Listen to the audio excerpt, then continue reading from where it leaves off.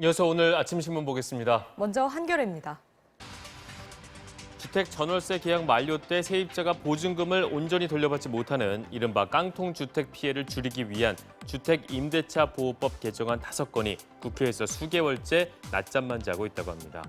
다가구 원룸주택 등을 대량 보유한 임대사업자 집주인이 갑자기 잠적하거나 계약이 만료됐는데도 보증금을 반환하지 않는 등 깡통 주택으로 인한 세입자 피해가 잇따르면서 지난 4월 이후 관련 법안들이 무더기로 제안이 됐지만 아직 국회 법제사법위원회에 계류가 돼 있다는데요. 부동산 업계에선 최근 수년간 유행한 이른바 갭 투자의 부작용이 집값 하락으로 현실화될 경우 그 피해를 세입자가 고스란히 떠안을 우려가 커서 국회가 서둘러 법안 처리에 나서야 한다는 지적이 나온다고 합니다. 내년 전국 125개 세무서에 체납세금 징수를 전담하는 징세과가 신설된다고 합니다. 그동안 각 과에 나뉘어 있던 체납세금 징수 업무와 인력을 한 부서로 모아 28조 원에 달하는 체납세금을 받아내는 데 주력할 계획이라는데요. 국세청은 특히 고액 상습 체납자에 대한 관리를 더욱 강화할 방침인데 호화 생활을 하면서 악의적으로 세금을 내지 않는 납세자의 경우 최대 30일간 유치장에 가둘 수 있는 감치 명령을 도입하는 등 제재 강도를 높이고 체납자 출국 금지 강화는 물론 재산 조회도 친인척까지 확대하기로 했다고 합니다. 지난 8월 한국관광공사는 제주도 서귀포시 중문관광단지에 있던 워싱턴 야자수 400여 그루를 전부 배원했습니다. 강풍에 야자수가 꺾여서 도로를 지나는 차량이나 관광객을 덮칠 우려가 컸기 때문이라는데요. 그런데 불과 2달 만에 그 자리에 도로 야자수를 심게 됐다고 합니다. 제주도의 이국적인 풍광을 유지하는 데 야자수가 필요하다는 이유 때문이라는데요. 사업비는 1억 5,620만 원, 야자수를 배원했는데 4천만 원을 들이고 다시 심는데 약 1억 6천만 원을 쓰는 것이라고 신문은 꼬집었습니다.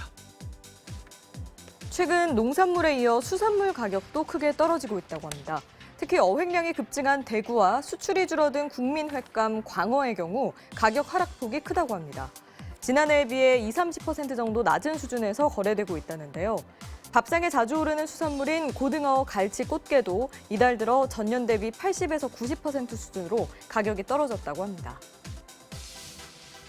대구 사우나, 밀양 요양병원, 제천 스포츠센터 건물 등 최근 몇 년간 발생한 대형 화재 사건의 피해가 커진 이유로 비상구 관리 소홀히 꼽히고 있죠. 하지만 이에 대한 인식은 여전히 미진한 것으로 나타났다고 합니다. 특히 한 상점이 해당 상가 건물 한 층 전체를 사용하는 전층 상점의 경우 다른 상점의 항의를 받지 않다 보니 소방 점검 관리 등이 상대적으로 더욱 허술하다는데요. 신문이 확인한 바에 따르면 고깃집이 들어선 서울 종로구의 한 상가 비상계단에는 음식물 쓰레기통이 널려 있었고 경기도 고양의 한 상가에 위치한 피트니스 센터는 비상용 계단으로 향하는 복도 양옆에 회원용 사물함을 배치해서 상가 이용객들의 안전을 꽉 막고 있었다고 합니다. 어제 기준 관객 수 400만 명을 목전에 둔 영화 조커. 미국에서는 모방 범죄를 부추길 수 있다는 우려에 청소년 관람 불가 R 등급을 받았다고 하죠. 그런데 국내에선 15세 미만이라도 보호자를 동반하면 누구든 볼 수 있습니다.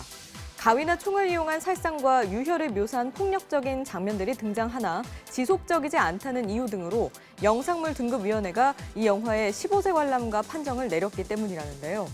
욕설이 2번 이상 나오면 R등급을 내리는 미국의 엄격한 잣대를 국내에 그대로 적용할 수는 없지만 아이와 절대 같이 보지 마라, 미성숙한 청소년에게 정서적으로 유해할 수 있다는 등의 반응이 쏟아지는 것을 보면 극장에서 관객들이 체감하는 실질적인 공포, 폭력 수위가 영등의 인식과 다르다는 점만은 분명하다고 신문은 꼬집었습니다.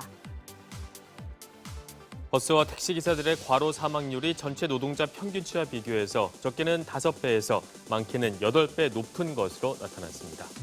택시와 버스 노동자들의 과로사가 빈번한 건 산업급 제도와 박봉 탓에 장시간 노동이 일상화됐기 때문으로 분석된다고 합니다. 또 피로가 쉽게 쌓이는 교대 근무도 영향을 미친 것으로 파악된다는데요.